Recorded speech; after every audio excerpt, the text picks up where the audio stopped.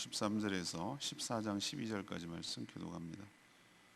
마태복음 13장 53절에서 14장 12절입니다. 오늘은 2월 17일 월요일 아침입니다. 2월 17일자 본문 마태복음 13장 53절에서 14장 12절까지 말씀 교독합니다. 신약성경 23쪽입니다.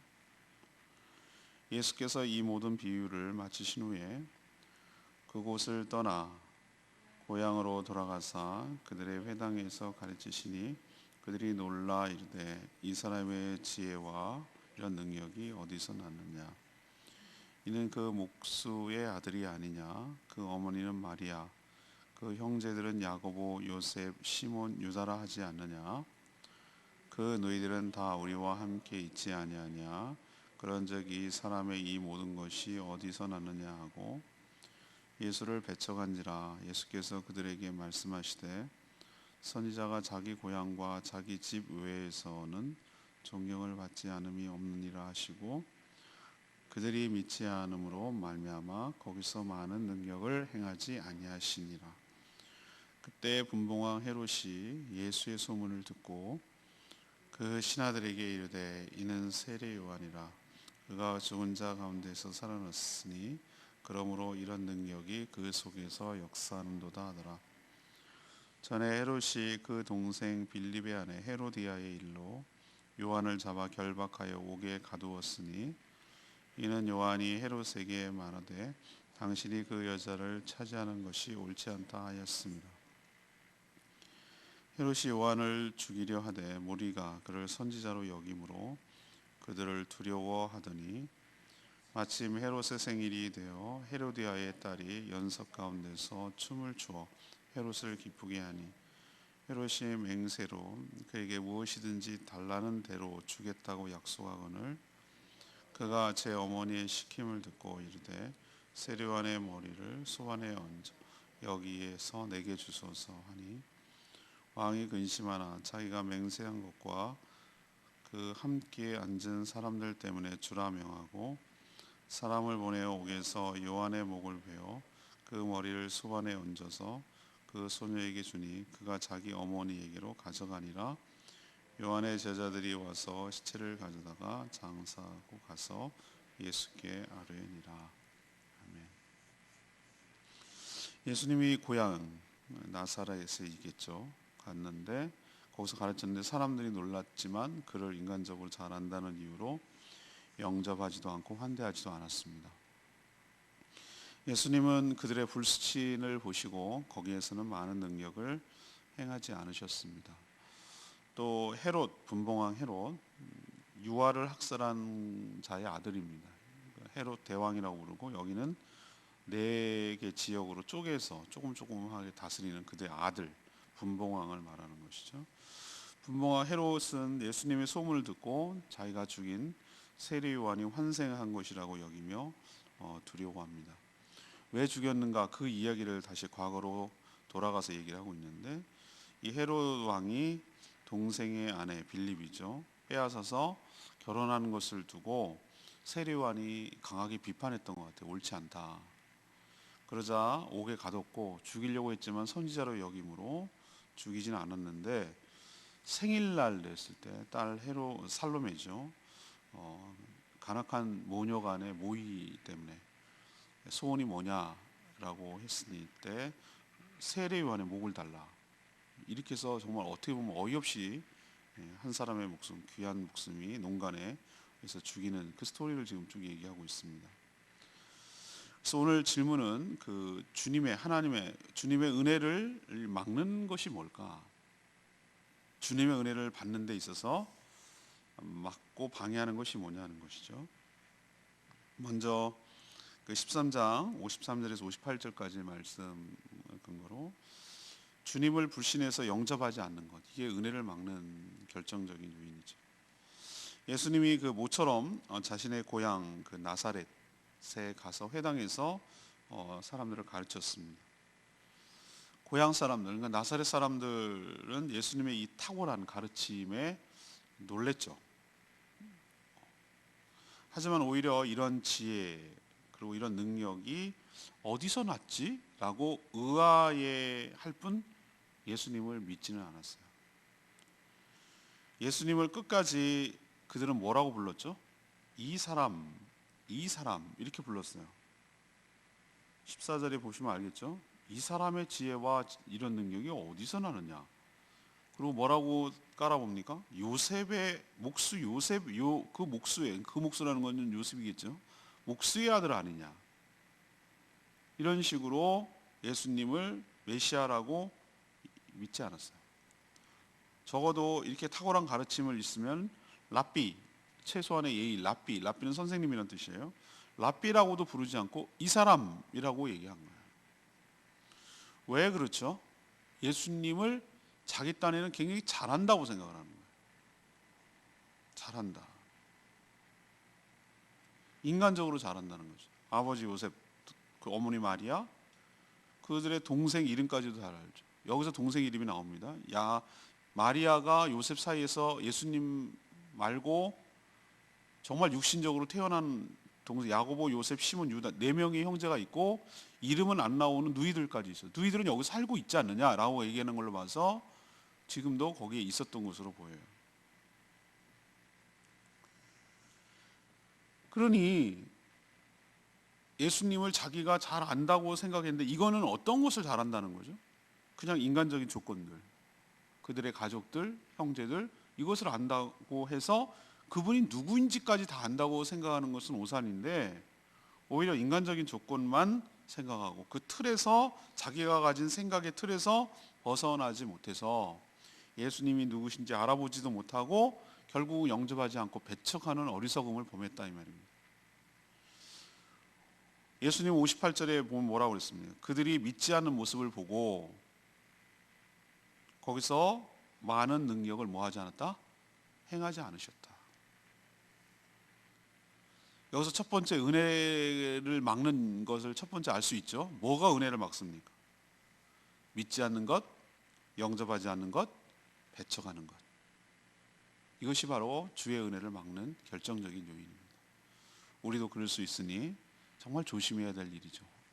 안다고 생각하는 건 내가 아는 게 전부가 아니고 내가 안다고 생각하는 다 옳지 않을 수 있다는 것 늘 기억하고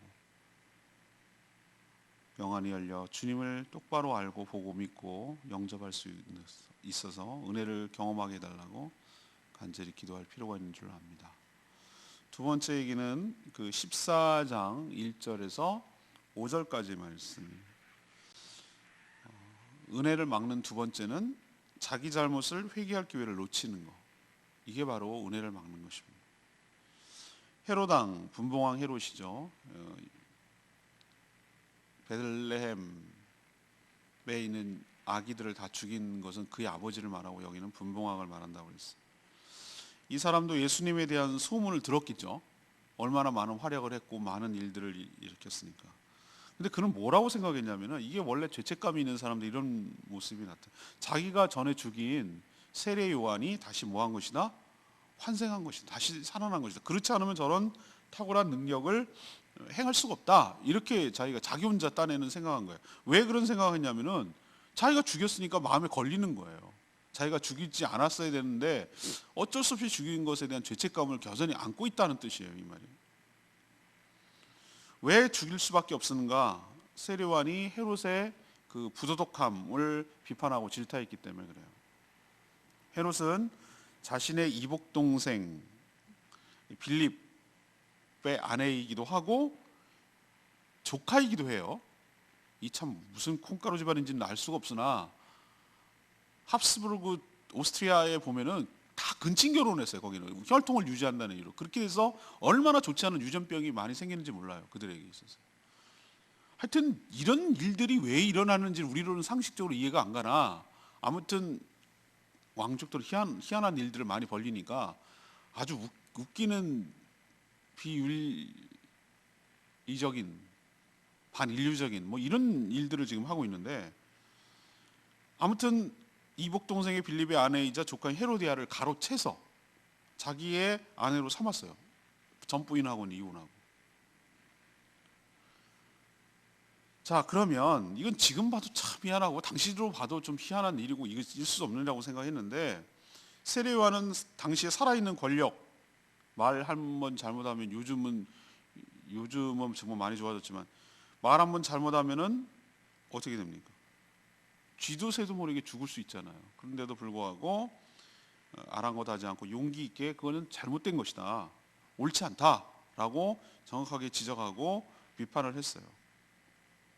그러면 이런 얘기를 들었으면 어떻게 합니까? 헤롯은 자신의 모습을 살펴보고 자신의 모습을 회개하고 그것을 고쳤어야 옳은 것인데, 대부분의 죄인들이 그러하듯이 자기가 가진 권력으로 세례요한을 체포해서 옥에 가둬서 누르는 거예요. 힘으로 누르는 거예요.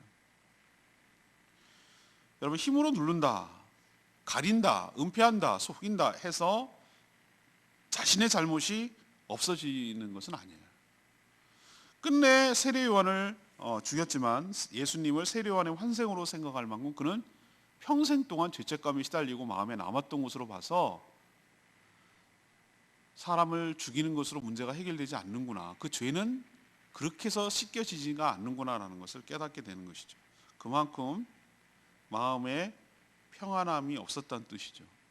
죄를 지적받으면 불편할 수 있어요. 하지만 회개할 때 새롭게 은혜가 넘치고 회복되는 역사와 은혜가 있게 될 줄로 믿습니다. 그러니까 두 번째는 여기서 알 수 있는 건 뭐죠? 뭐가 은혜를 막는가? 회개할 잘못을 지적받았으면, 그것을 책망받았으면은 그것을 받고 고치고, 그래서 회개하면 은혜를 받는데, 그것을 알면서도 지적받았으면서도 깨달았으면서도 오히려 그것을 막아서고 방해하고 힘으로 누르고 아니라고 하고 부인하고 이런 식으로 해결할 경우에는 은혜를 받을 기회를 뭐한다? 놓친다라는 것을 우리에게 보여주고 있는 줄로 압니다. 그러니 즉각 회개하는 것이 은혜 받는 지름길인 줄로 압니다. 세 번째, 은혜를 막는 세 번째는 무엇인가? 14장 6절에서 12절까지 말씀인데, 하나님보다 사람을 더 의식하는 것, 하나님보다 사람을 더 의식하는 것이 바로 은혜를 막는 것입니다. 하나님을 믿지 않는 죄인들의 특징 중에 하나가 뭐냐? 바로 하나님보다 사람들의 이목과 자신의 체면을 엄청 의식하고 중요하게 생각하는 특징이 있어요. 왜? 하나님을 안 믿으니까. 보이는 사람들의 그 평가, 이목, 이런 것이 더 자기는 신경이 쓰이는 거예요. 헤롯이 딱 그래요. 헤롯이. 그는 자신을 비판하는 세례요한을 옥에 가뒀지만, 마음은 죽이고 싶었지만, 마음 같아서는 당장이라도 죽이고 싶었지만 죽이지 않았어요. 왜 죽이지 않았습니까? 능력이 없어서? 아니요, 그런 거 아니에요. 당시 많은 사람들이 세례요한을 뭐라고 생각하고 있었죠? 선지자로 생각하고 있었단 말이에요.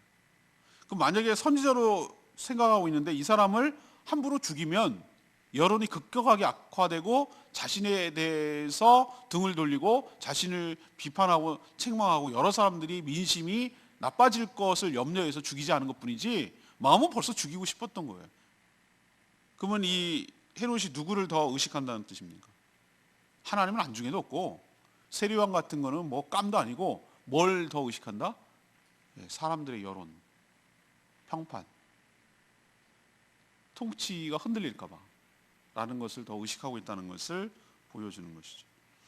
또 자기 생일날 흥에 겨워서 춤을 춘 딸에게 무엇이라도 주겠다, 이 경솔한 약속을 해요. 이 왕의 허세이기도 하고 교만이기도 하고 뭐 이런 거거든요. 뭐 자기가 다 줄 수 있을 것처럼, 또 생일날 술까지 먹었겠죠. 그러니 얼마나 마음이 부푼해졌겠습니까? 그러니까 경솔한 약속을 한 거예요.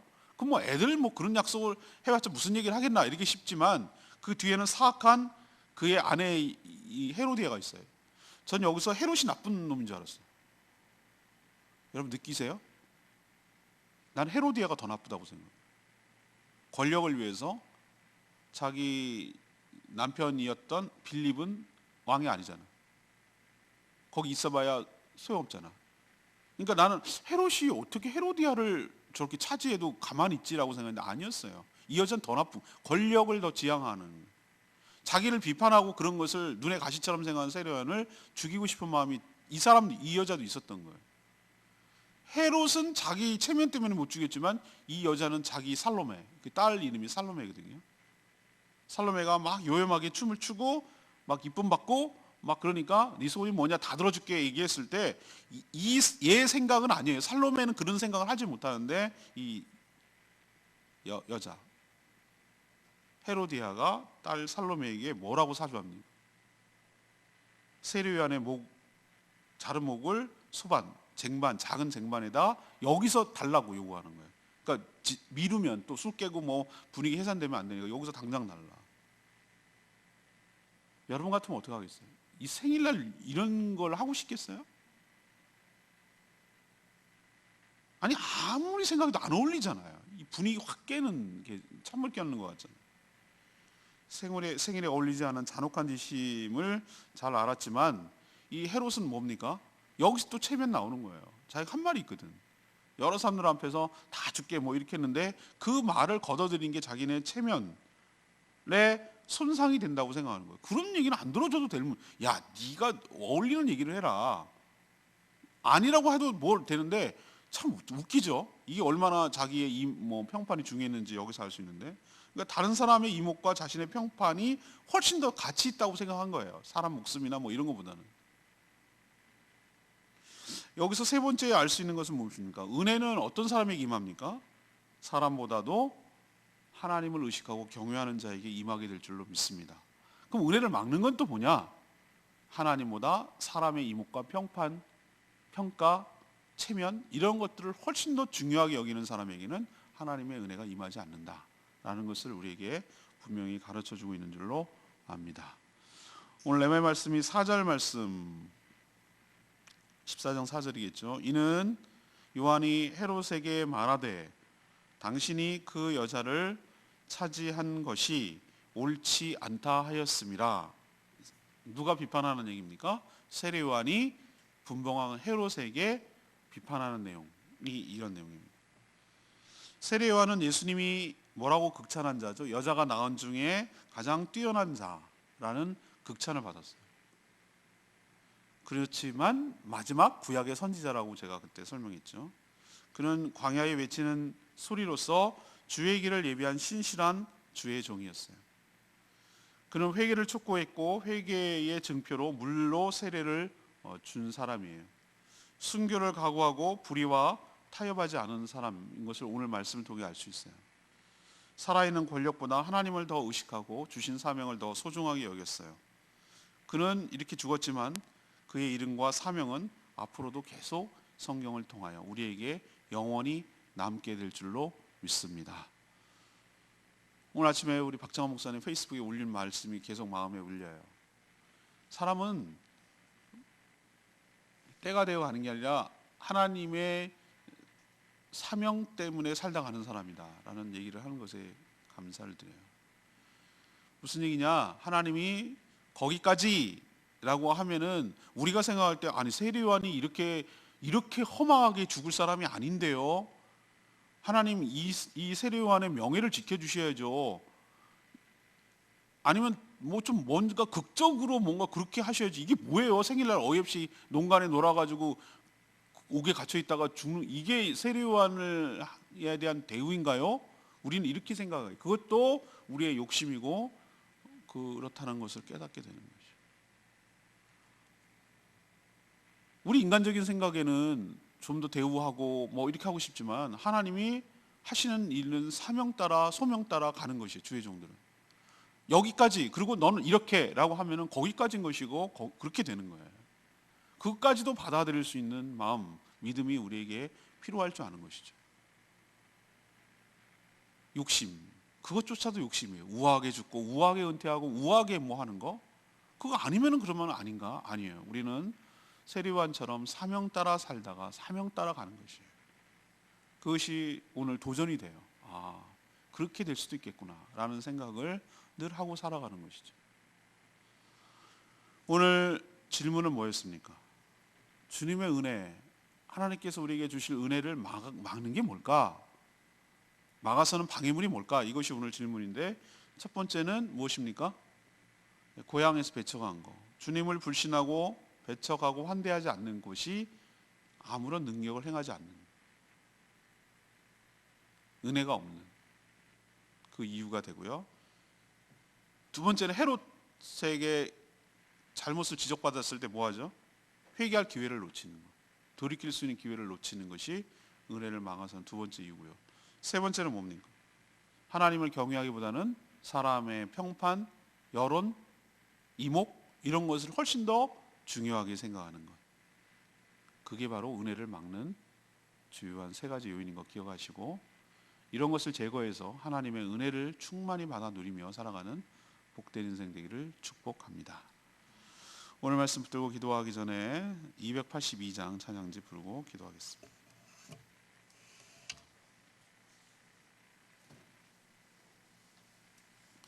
찬양기 282장입니다. 주의 사랑을, 주의 선하심을 찬양하겠습니다. 주의 사랑을, 주의 선하심을, 주의 사랑을, 주의 선하심을, 주의 은혜를 생각해보라.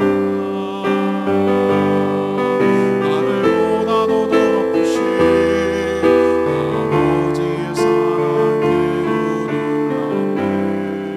오늘날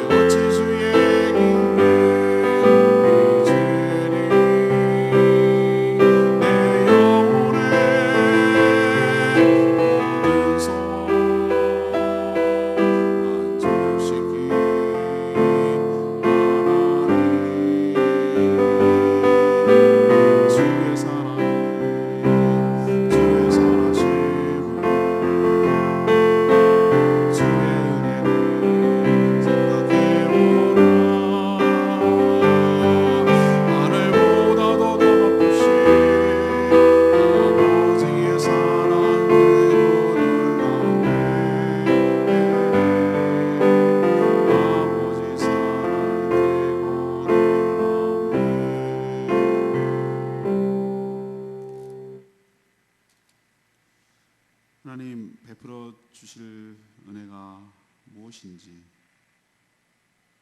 깨닫게 해주셔서 참 감사합니다. 아무리 인간적으로 잘 알아도 예수님을 그리스도 믿지 못하면, 내 삶에 영접하고 모시지 않으면 아무런 은혜가 없음을 깨닫습니다. 또한 자신의 잘못을 깨우쳐져도 헤롯처럼 진심으로 자신의 죄를 뉘우치며 회개하지 않을 때 아무런 은혜도 받지 못하며 평생 죄책감에 시달리고 평안이 없음을 깨닫습니다. 하나님을 의식하며 경외하기보다는 사람들의 평판과 이목을 의식하고 자신의 체면과 자존심만 생각할 때도 역시 은혜를 받을 수 없음을 깨닫습니다. 이런 모든 은혜의 장애물들을 제거하고 하나님의 은혜를 받아 누리는 복된 인생 되도록 축복하여 주시옵소서.